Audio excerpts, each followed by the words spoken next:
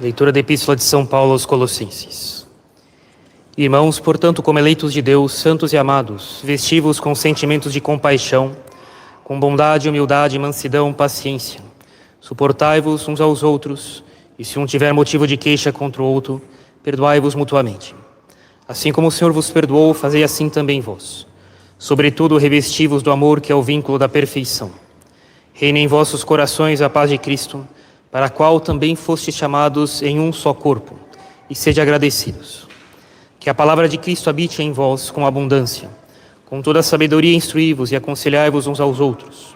Movidos pela graça, cantai a Deus em vossos corações com salmos, hinos e cantos inspirados pelo Espírito. E tudo o que disserdes ou fizerdes, que seja sempre no nome do Senhor Jesus, por Ele dando graças a Deus Pai.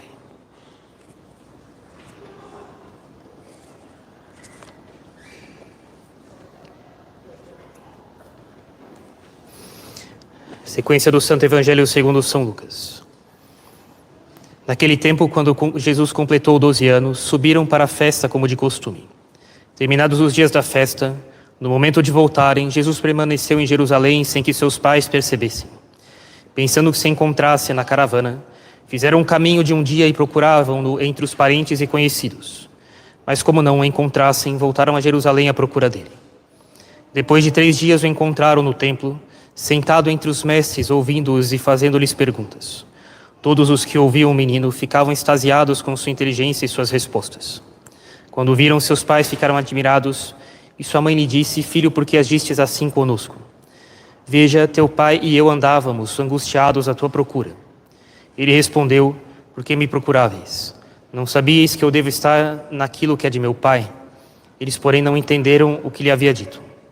Jesus desceu então com seus pais para Nazaré e era ali submisso. Sua mãe guardava todos esses acontecimentos em seu coração, e Jesus ia crescendo em sabedoria, idade e graça diante de Deus e dos homens. Em nome do Pai, do Filho e do Espírito Santo. Amém. Ave Maria, cheia de graça, o Senhor é convosco. Bendita sois vós entre as mulheres, e bendito é o fruto do vosso ventre, Jesus.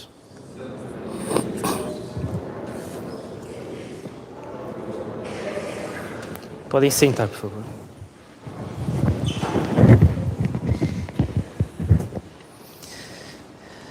Pois bem, a festa da Sagrada Família, ela é sempre uma ocasião anual de iluminar mais os fiéis a respeito desse assunto infinito que é vida de família, e da qual a Sagrada Família foi um exemplo perfeito. E existe assunto infinito para ser tratado, por exemplo, no curso de noivos. Mas se fosse possível concentrar num só princípio, numa só ideia, tudo o que deve ser ensinado num curso de noivos e tudo o que deve ser levado na bagagem para a vida de casamento, se for possível encontrar uma ideia só que resuma tudo, aí nós teremos muita coisa em pouco. Uma bagagem sólida, com conteúdo para tudo, mas que é leve, porque é uma coisa só. Na vida aparecerá de tudo. Virão coisas que irão nos dar problemas sérios, e nós não fomos atrás, foram os outros que nos trouxeram essas coisas. Como diz Aristóteles, é impossível prever toda a infinita quantidade, um infinito número de casos possíveis. Os casos concretos são infinitos. Não é possível vê-los todos em particular quando somos formados para sacerdócio, no seminário, e quando somos formados para o casamento, no namoro e no noivado. É necessário ter uma ideia só que sintetize tudo dentro dela. E a melhor preparação, então, para o casamento, o melhor curso de noivos, aquele princípio que resume tudo, é santidade. Dedicação sincera e franca de se santificar. E para justificar essa escolha, que vai ser destrinchada hoje, desse sermão. Eu gostaria de citar duas frases dos evangelistas. São Mateus diz: José, seu esposo, era justo, era santo. E o anjo, quando vai falar com Nossa Senhora, diz: ave cheia de graça. Os dois, eles eram santos. Essa é a melhor disposição para casar. E eu gostaria agora de analisar um pouco o que quer dizer a palavra santo. De onde ela vem e o que ela significa. Destrinchar um pouco o que isso implica na vida concreta. E depois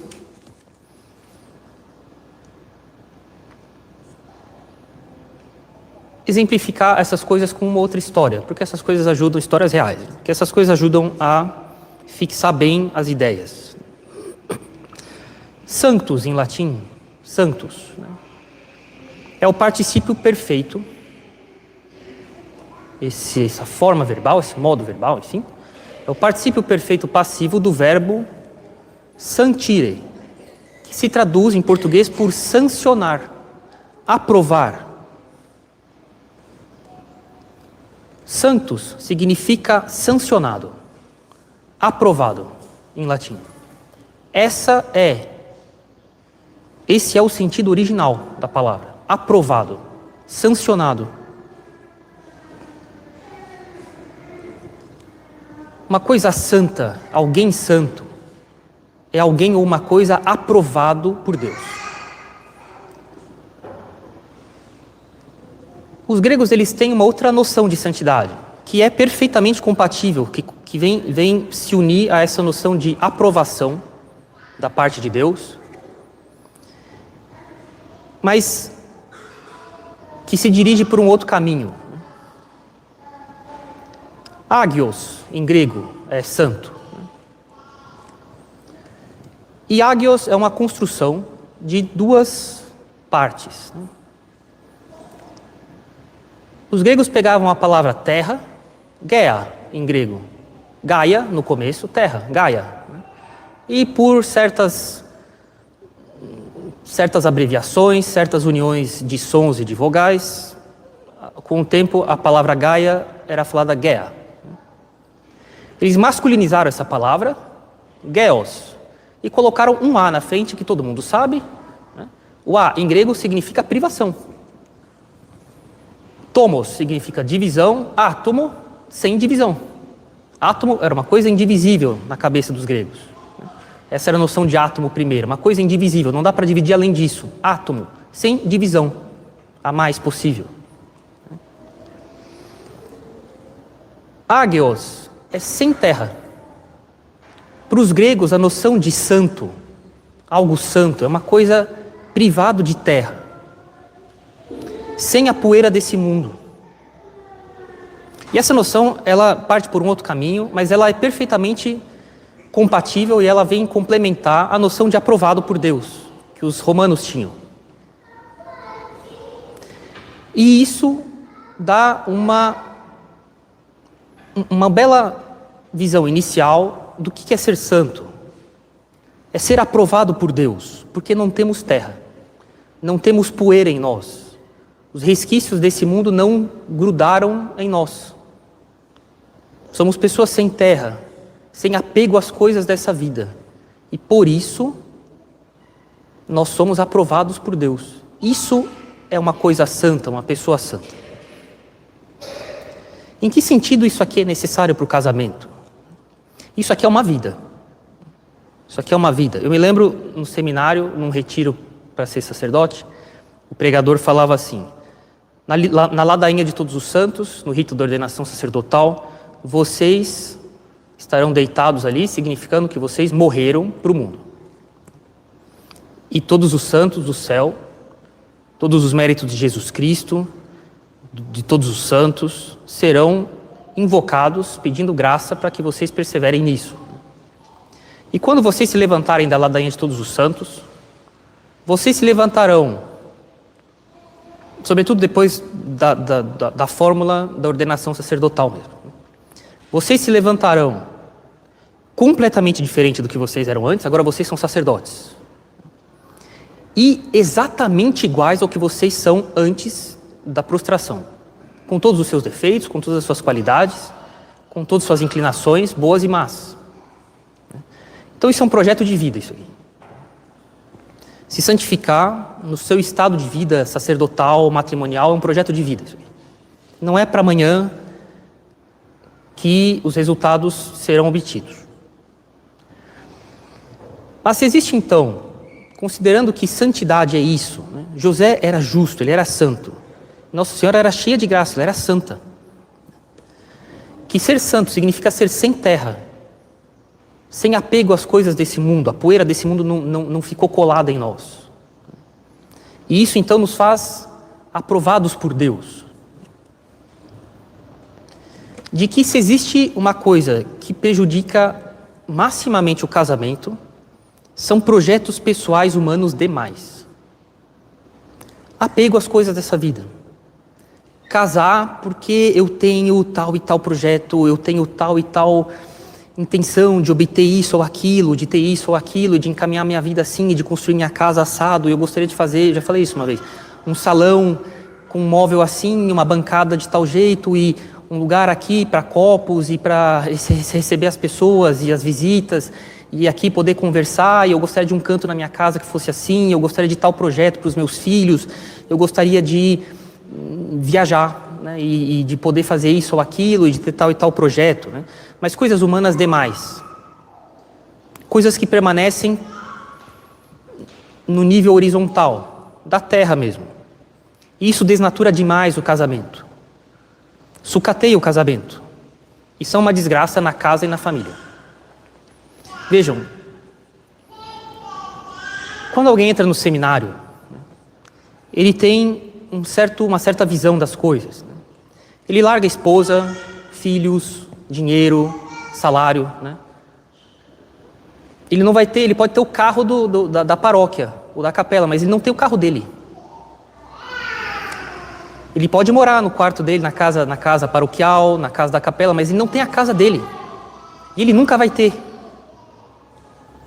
E a questão de não ter uma esposa ou de não ter filhos não é só uma questão de castidade ou de companhia. O dia que você estiver doente, estiver suado 3 vezes durante a noite, molhado, ter que trocar o lençol 3 vezes porque você suou, você vai fazer isso sozinho, não tem ninguém para te ajudar. Você não tem esposa para fazer isso. Quando tiver que buscar remédio na farmácia, você vai ter que ir lá na farmácia sozinho, não tem esposa que vai buscar remédio para você. E ninguém vai trazer café da manhã na sua cama. Você vai fazer sozinho isso. Isso é a vida de celibato. Isso é a vida de castidade. Para além de questões dos direitos do casamento, próprios do casamento. É uma questão de uma série de outras coisas que vêm anexas a isso. E que fazem disso uma vida de sacrifício, lógico. Pois bem, o seminarista ele entra determinado a largar tudo isso. Porque Deus vale mais do que isso. A salvação das almas merece esse tipo de sacrifício. A vontade de Deus merece e exige essas coisas. E se ele sair do seminário e tiver que rezar a missa numa garagem, por certas circunstâncias, ele está disposto a isso. Com o casamento é diferente. É necessário reconhecer que se por um lado existem namorados e noivos que têm essas disposições de bastante desapego, na maioria imensa dos casos as pessoas casam com finalidades humanas em vista. E isso macula o casamento. A retidão de intenção com que a pessoa entra no casamento. E lógico, na maioria das vezes nós não temos o que nós planejamos. As coisas não saem conforme nós queremos. Mesmo se nós nos esforçamos demais e fizemos sacrifício por aquilo, elas não saem como nós queremos. E isso é um balde de água fria da realidade, da providência para nós. Porque isso faz com que nós retifiquemos nossas intenções. Na medida em que essas coisas, essas privações no casamento vão causando incômodo, é a medida da falta de retidão com que nós entramos, de intenção com que nós entramos no casamento. Isso pode acontecer no sacerdócio também. Padres que não entram com retidão de intenção, tão reta assim.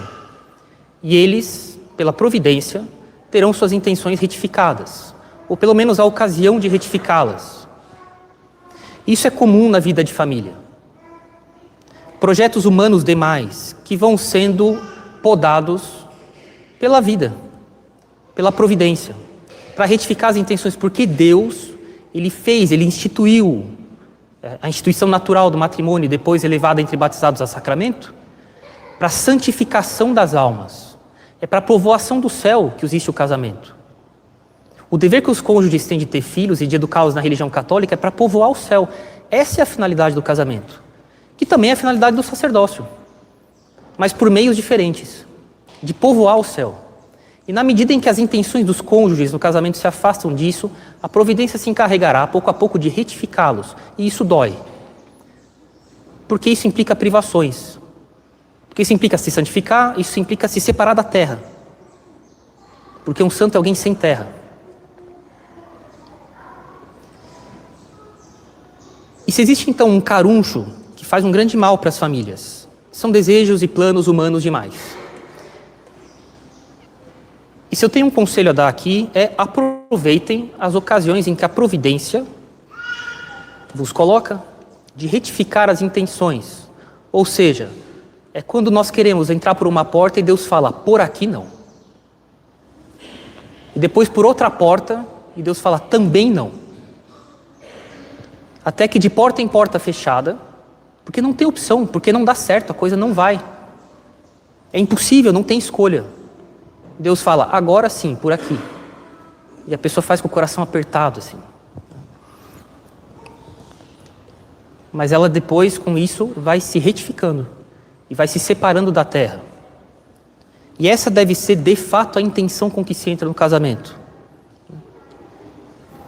Prezados solteiros, namorados, noivos, saibam que na medida em que a intenção de vocês for reta, de se santificar mesmo, e de não ter apegos a projetos humanos, de que o casamento será menos doloroso e mais agradável. Aqueles que não entraram no casamento com a intenção tão reta assim, saibam que é necessário retificá-la, de que não é sábio ficar dando murro em ponta de faca, e insistindo em seus projetos que só causam sofrimento porque eles são irrealizáveis. Porque a providência considera, e certamente com razão, que essas coisas não ajudarão a família a se santificar, a se separar da terra e de fazê-la aprovada por Deus. Pois bem, esse desejo sincero e franco, e reflitam bem o que quer dizer um desejo sincero e franco, é do coração mesmo, de se santificar, de santificar o cônjuge e os filhos, necessariamente passa por uma formação humana razoável. Todo o conhecimento nas coisas humanas, toda boa disposição natural, são úteis para que depois a vida sobrenatural venha elevar essas coisas humanamente boas para um nível sobrenatural. Educar os filhos em tudo o que é humanamente bom, digno, nobre, de valor. Isso ajuda a vida sobrenatural depois. Ensinem música para os filhos de vocês. Não é só uma questão de ter um repertório e de tornar um sábado de noite agradável entre a família. Aprender o instrumento exige disciplina. Todos sabem, eu toco violão. E as primeiras semanas é terrível, porque os dedos doem, por causa das cordas, porque você tem que apertar, até criar um calo.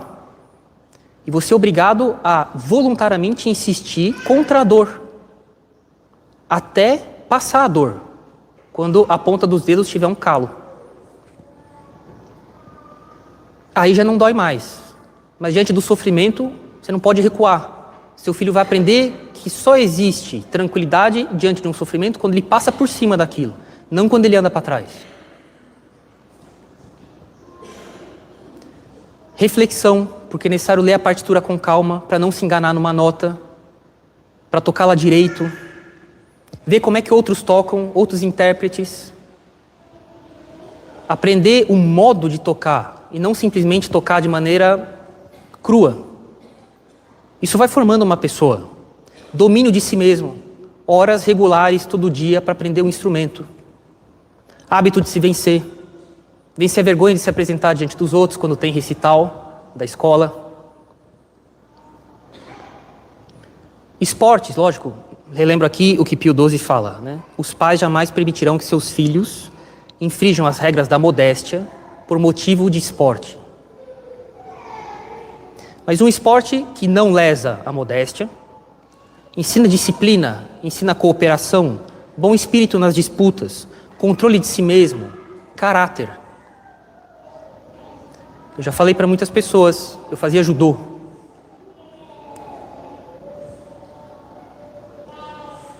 Se você fosse mal na escola, você não passava de faixa. Se o seu pai e sua mãe se queixassem para o sensei que você não estava tendo disciplina e comportamento em casa, estava sendo desobediente, bem, não coisas pequenas, mas coisas sérias, estava sendo sistematicamente desobediente e desrespeitando os pais, você não passava de faixa, mas não ficava só aí. Se você brigasse na rua porque você fazia judô, você estava expulso do dojo, você nunca mais voltava para lá. Era uma vergonha desafiar os outros para querer se mostrar o mais forte e querer bater em alguém, porque você é ensinado de que quem tem mais capacidade protege e ajuda os outros e não abusa dos outros. Abusar dos outros porque você é mais forte, tem mais dinheiro e mais esperteza é uma mente de um pagão e de uma pessoa sem caráter. E no esporte eu também aprendi que é necessário ter caráter. No dojo você tinha que ser respeitoso com os mais velhos, com os mais graduados. Você aprendia a ter noção de respeito, de honra. E se você desrespeitasse alguém lá, você tinha que ficar no meio do tatame. Todos os alunos faziam uma fila. E eles podiam dar para você, em você, o golpe que eles quisessem, na intensidade que quisessem. E se você endurecesse o corpo, alguém falava, sensei, ele está endurecendo o corpo. E o sensei mandava a fila voltar do começo. Até você aprender a não pôr resistência na hora de ser punido. Porque você desrespeitou um mais velho ou um mais graduado. Isso ensina caráter para o seu filho. Pode ser outro esporte, enfim. Ensina a ter esforço. Depois de um bom tempo treinando, os alunos começavam a ter sede. E nós começávamos a falar assim, baixo, entre nós. Olha, pede para o sensei deixar beber água. Ah, pede você. Até que alguém ganhava coragem e falava um pouco mais alto. Sensei, deixa a gente beber água. Ele gritava lá assim, vocês querem beber água? Então vocês vão treinar mais 1 hora. E a gente conseguia treinar mais 1 hora. Era capricho. E a gente aprende a ser alguém com a vontade mais firme. Apesar do incômodo. E depois ele falava, agora vocês podem beber água. No primeiro dia eu me lembro muito bem, o tatame era de palha, de tecido assim, rude, né? Não era tatame de plástico, não. Aquilo ali devia ter todos os bichos do mundo ali dentro. Poeira, né? E depois de tanto cair ali, né, eu voltei para casa, fiquei dias com febre e dor no corpo, em todo o corpo. Né? E eu voltei lá. E eu continuei. Porque é necessário aprender a ultrapassar as dificuldades e a não andar para trás por causa da dor. Essas coisas vão formando os filhos. Então, uma formação natural é necessária. Poderia ser outro esporte, enfim. Contanto que não se lese a modéstia. É necessário para depois a graça vir e elevar isso às virtudes sobrenaturais. A uma vida sobrenatural. Construir um filho naturalmente bom. Um cônjuge, ser um cônjuge naturalmente honesto. Isso é um excelente material para a graça vir depois e dar bons frutos para o céu. E se existe um grande problema hoje em dia, é o que nós chamávamos no seminário, de pseudo-sobrenaturalismo.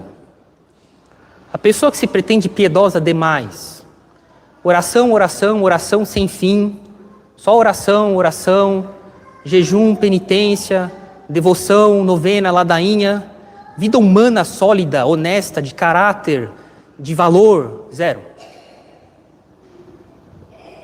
Como se fosse possível esculpir em água. Não é possível. Não para quieto. Como se fosse possível secar gelo. Vai molhar de novo. Porque falta uma base natural sólida. Eu costumo brincar, quem me conhece, que às vezes as famílias, dependendo da família, é religião demais. Mas, padre, o senhor é padre. Bem, todos entendem o que eu quero dizer por isso. A formação humana de caráter, a formação humana da vontade, do estudo, da inteligência, da disciplina, de se dominar, é deixada de lado. E não é fazendo seu filho rezar e só rezar que as coisas vão funcionar. Se ele é indisciplinado por causa de lacunas na família.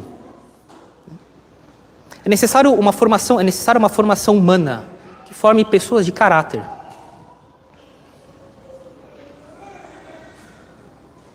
Muito se insiste hoje em dia numa formação humanista, que é necessário voltar a isso porque a educação hoje em dia teve uma grande decadência. A questão é que eu não falo aqui de saber Homero e Platão, Ésquilo, Dante. Essas coisas são boas quando estudadas corretamente. Mas essas coisas não fazem uma pessoa ser alguém de caráter. Ela pode saber essas coisas. Ela pode ser uma pessoa de grande erudição e ser uma pessoa falsa. Ela pode ser hipócrita, pode ser um canalha. Ela pode pretender saber muito sobre Santa Hildegarda e a visão na Idade Média de um mundo unificado e fazê-la inclusive falar muita bobagem, colocar na boca de Santa Hildegarda ou na pluma dela o que de fato ela não tinha intenção de falar e instrumentalizar Santa Hildegarda para suas visões perennialistas e fazê-la falar o que ela não falou e pretender saber muito sobre ela e ser também um mentiroso e um falso. E eu não estou inventando história aqui, é história real. Ter erudição não é sinônimo de ter caráter. E é nesse sentido que Jesus Cristo fala: Pai, vos louvo porque ensinastes essas coisas aos pequenos. Enfim, formar filhos de caráter, porque isso vem de casa. E erudição nenhuma ensina a ter caráter. Uma vida de castidade. A castidade não é a virtude mais nobre. A virtude mais nobre é a caridade, lógico. Assim como o ouro é mais nobre que a madeira. Entretanto, nós usamos muito mais madeira no dia a dia do que ouro. Em muito mais quantidade e frequência. A madeira é menos nobre, mas é mais necessária no dia a dia. E se existe uma virtude que é a mais necessária no dia a dia, é a virtude da castidade. Porque seus filhos terão que falar com pessoas o tempo inteiro, do sexo oposto, com frequência. Ao comprar uma coisa, se relacionando na escola, em reuniões de família, em saídas com os colegas. São José foi um modelo, São José e Nossa Senhora, modelos perfeitos de castidade. São José aceita guardar a virgindade dele, porque Nossa Senhora tinha se determinado a isso. Ele sabia que ele, casado com ela, tinha direito de pedir os seus direitos de esposo. Ele nunca pediu, senão ele era obrigado a dar os direitos dele. É por isso que São José é chamado de o guardião da virgindade de Nossa Senhora, porque se ele pedisse os direitos dela, ela não podia negar. Ele nunca pediu. Vejam a castidade de São José. Essa deve ser a disposição, enfim, de maneira geral, castidade, de guardar a castidade. Ainda que os cônjuges possam usar dos seus direitos, mas mantenham a castidade e ensinar os filhos a isso. Ele aceita a virgindade dela e a protege. Protege não pedindo os seus direitos. Bem, direito você usa se você quiser. Não está obrigado a usar os seus direitos. Ele não quis usar. Mas Nossa Senhora é virgem também por causa de São José. Porque ele não pediu seus direitos. E a castidade, então, é uma fonte de grande santidade para os cônjuges e para a família, para os filhos, né? Também pobreza. Nossa Senhora casou com um homem que era pobre. Ela era pobre. E eles nunca fizeram da pobreza um objeto de repulsa. Não fizeram do dinheiro uma meta de vida. É necessário reconhecer que as mulheres, em geral, elas têm problema com dinheiro. Homens também, mas as mulheres de maneira específica por causa do seguinte: elas têm uma inclinação natural a zelar pela aparência delas. Isso a natureza, Deus colocou nas mulheres, porque isso ajuda a zelar pela aparência geral da casa, do marido e dos filhos, e a manter as coisas em ordem. Mas quando isso é raptado e instrumentalizado pela vaidade e pelo amor de si mesma, elas ficam apegadas a tudo que é tipo de coisa que faça as pessoas lançarem o olhar para elas por vaidade. Roupa, sapato, maquiagem, cabelo, joias, adereços, carro, casa, coisa que chame a atenção dos outros, para chamar a atenção para elas. E isso exige dinheiro. Ninguém consegue essas coisas sem dinheiro. E é necessário reconhecer que isso é o pesadelo dos maridos, o caruncho das relações de namoro e de noivado e dos esposos depois. E que Nossa Senhora é um exemplo realmente admirável de alguém que não fez disso uma coisa que manchou a vida dela. Uma vez uma pessoa que eu conhecia dava uma conferência e falando dos 3 votos da vida religiosa, pobreza, obediência e castidade, ele perguntou: qual é a opinião de vocês a respeito de qual é o voto mais difícil? E um homem levantou a mão e disse castidade. Falou, tá errado. A mulher levantou a mão e falou, pobreza. Uma moça da faculdade lá. Você já vê as disposições um pouco específicas de homens e mulheres. Ele falou, tá errado. O voto mais difícil de cumprir é a obediência. Ele tem razão. É de sacrificar a sua própria vontade para ver a vontade de Deus no seu superior. Quando você acha que a sua opinião é melhor, quando você acha que o seu superior não está vendo direito, quando você acha que as coisas poderiam ser de outro jeito, e entretanto o seu superior te pede uma coisa que não é pecado, então você tem que fazer.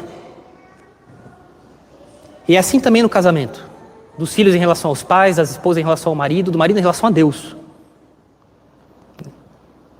De modo então que a santidade é o melhor curso de noivos, e de que uma intenção sincera e franca de ser santo, ou seja, sem terra, desapegado das coisas dessa vida, para ter a aprovação de Deus, é uma ideia só que para cada coisa que aparece na vida, e são coisas infinitas, e quem casa não tem noção do que pode acontecer, e quem é sacerdote também, né? Ao longo da vida. E vão acontecer coisas que você nunca pensou que aconteceria com você, com a sua família, com seus filhos, seu marido, sua esposa. É necessário, não dá para prever tudo, então é necessário ter um princípio só, no qual nós vemos, e nessa luz nós vemos tudo. É de se santificar de maneira sincera e franca, ou seja, ser sem terra, e, portanto, aprovado por Deus. Esse é o melhor curso de noivos, né? São José era justo, ele era santo, e Nossa Senhora era cheia de graça. E foi a santidade mútua deles que fez com que a família deles seja o exemplo para as nossas famílias, e vai ser assim para as famílias do mundo inteiro até o fim do mundo. Em nome do Pai, do Filho e do Espírito Santo. Amém.